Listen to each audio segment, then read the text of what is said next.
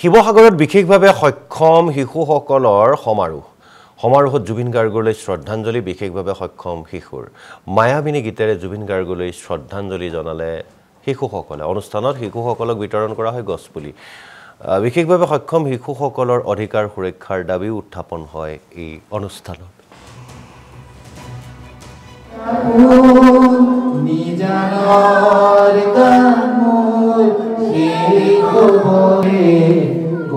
তোমাকে মোর কথা প্রতি মেঘালিনী সাজনে এনারু কসমোর বহুদিন আপন নিজানার গান মোর শেখ ভাবো তোমার বুকু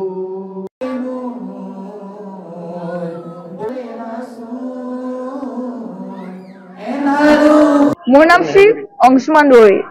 মই শিৱসাগৰ জিলাৰ খেলুৱা ব্লকৰ খেলুৱা উচ্চ মাধ্যমিক বিদ্যালয়ৰ অষ্টম শ্ৰেণীৰ এজন দিব্যাংগ শিশু আজি 2025 চনৰ অক্টোবৰ মাহৰ 25 তাৰিখে শিৱসাগৰ জিলাৰ ৰাম মন্দিৰৰ সভাগৃহত অনুষ্ঠিত হোৱা শিৱসাগৰ জিলা বিশেষভাৱে সক্ষম শিশু জ্যেষ্ঠসকল পিতৃ মাতৃ আৰু অভিভাৱকৰ দ্বিতীয় সমাৰোহত উপস্থিত থাকি নিজকে ধন্য অনুভৱ কৰিছো বা আজি আমাৰ দিব্যাংগ লোকৰ বাবে ইমানখিনি যে ব্যক্তিসকলে কৰিছে তথা উদ্যোক্তাসকলে ইমান কষ্ট কৰিছে আজি অনুষ্ঠানটো পাতিবৰ বাবে বহু সংখ্যক লোকে আমাক অৱজ্ঞা কৰিছিল কিন্তু মায়াবিনী গীতেৰে জুবিন গাৰ্গলৈ শ্ৰদ্ধাঞ্জলি জনালে শিশুসকলে অনুষ্ঠানত শিশুসকলক বিতৰণ কৰা হয় গছপুলি বিশেষভাৱে সক্ষম শিশুসকলৰ অধিকাৰ সুৰক্ষাৰ দাবী উত্থাপন হয় এই অনুষ্ঠানত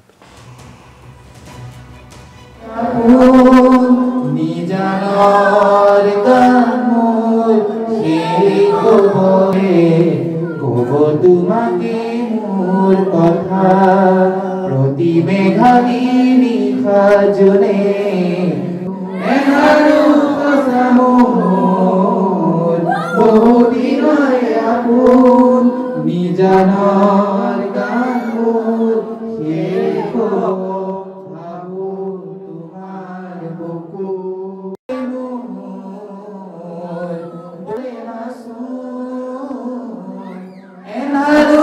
মোৰ নাম শ্ৰী অংশুমান দৌৰী মই শিৱসাগৰ জিলাৰ খেলুৱা ব্লকৰ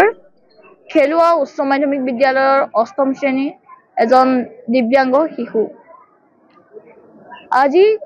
2025 চনৰ অক্টোবৰ মাহৰ 25 তাৰিখে শিৱসাগৰ জিলাৰ ৰাম মন্দিৰৰ সভাগৃহত অনুষ্ঠিত হোৱা